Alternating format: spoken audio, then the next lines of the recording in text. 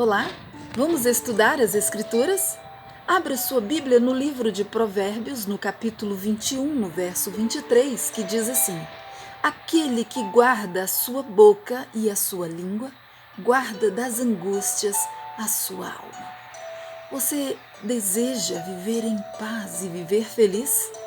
Tenha controle e domínio do que sai pela sua boca por meio da sua língua. A língua, ela é um órgão tão pequeno, mas ela produz um efeito tão grandioso na vida daqueles que a ouvem. O que você tem proferido com a sua boca, com a sua língua, àqueles que estão ao seu redor? Se você disser palavras que edificam, as pessoas que ouvirem serão edificadas pelas tuas palavras. Mas dependendo do que você disser, você pode provocar a morte, a enfermidade, àqueles que ouvem o que você diz. Sabe, tem um texto que diz assim: a menos que controlemos o nosso temperamento e as nossas palavras, nós somos escravos de Satanás. Já parou para pensar o quanto é sério esta palavra? Somos escravos de Satanás se não tivermos domínio próprio, o domínio dos meus temperamentos, o domínio das minhas palavras, do que sai da minha boca. Achamo-nos sujeitos a ele. Ele nos leva cativo. Todas as palavras de contestações, palavras desagradáveis, impacientes, irritadas, são uma oferta feita à sua satânica majestade. E é uma custosa oferta, mais custosa do que qualquer sacrifício que possamos fazer a Deus, pois ela destrói a paz e a felicidade das famílias inteiras, destrói a saúde e é, afinal, causa de perder uma vida eterna de felicidade.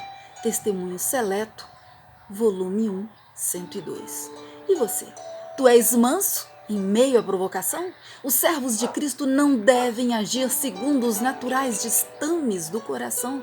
Precisam de íntima comunhão com Deus, a fim de que sobre a provocação o próprio eu não sobressaia e despeje uma torrente de palavras inconvenientes, palavras que não são como o orvalho ou como a chuva, ou como a brisa suave que refrigera as ressequidas plantas. É isto que Satanás quer que façam, pois são esses os seus métodos. É o dragão que está irado e o espírito de Satanás que se revela em zanga e acusação. Mas aos servos de Deus cumpre ser seus representantes. Ele quer que usemos apenas a moeda corrente do céu, a verdade que traz a própria imagem e inscrição. O poder com que tem de vencer o mal é o poder de Cristo. A glória de Cristo é a glória do cristão. Desejar de todas as nações, 353. Então, se você quer alcançar o poder que vence, você precisa segurar nas mãos de Cristo, porque o poder que vence está com Cristo. E eu e você só estaremos escondidos com Deus, no poder de Deus, se estivermos segurados nas mãos de Cristo, vivendo sobre o domínio de Cristo sobre o nosso ser, e podermos então dizer como Paulo: não vivo mais eu, mas Cristo vive em mim.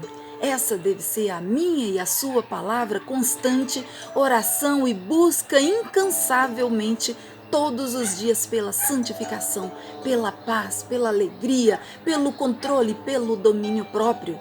Nós, em nós mesmos, na nossa carne humana, não temos esse domínio próprio, mas quando nós buscamos o poder que vence, então Cristo nos dá esse poder que vem de Deus, e nós somos então transformados.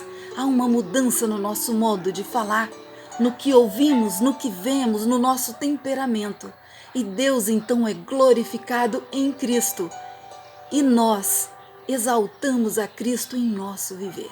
E as pessoas, ao olharem para nós, não verão mais a nós, a minha pessoa, mas verá Cristo em mim, porque as minhas atitudes não são mais da minha carne, mas sim do Espírito de Deus, que em Cristo habita em mim.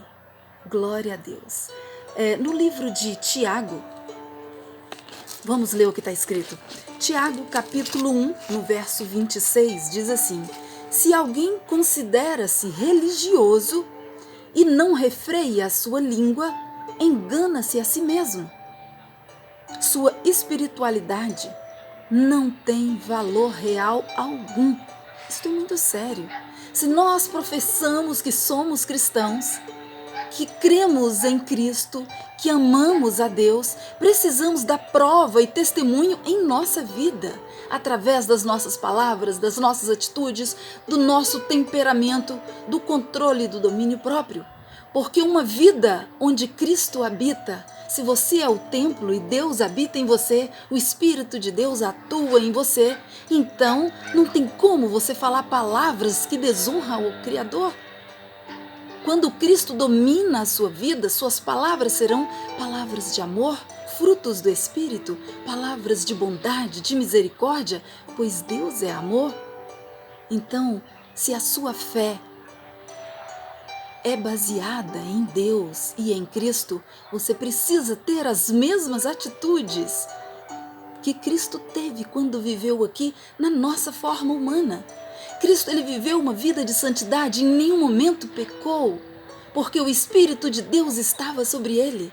Se você também receber o Espírito de Deus sobre você, você vai viver como Cristo viveu, em santidade de vida, em pureza, em temperamento, em controle e em domínio próprio. E assim outras pessoas também desejarão viver como você, uma vida de santidade, para ter a mesma paz que você tem. Porque essa paz só se encontra em Cristo e o mundo é cheio de aflição, de angústia, e as pessoas hoje estão à busca, à procura incansável de uma vida de paz e de felicidade. Então, seja uma luz neste mundo, reflita Cristo a todos aqueles que falarem com você, que tiverem contato contigo, para que Deus seja glorificado no Filho e que Cristo seja glorificado em nós.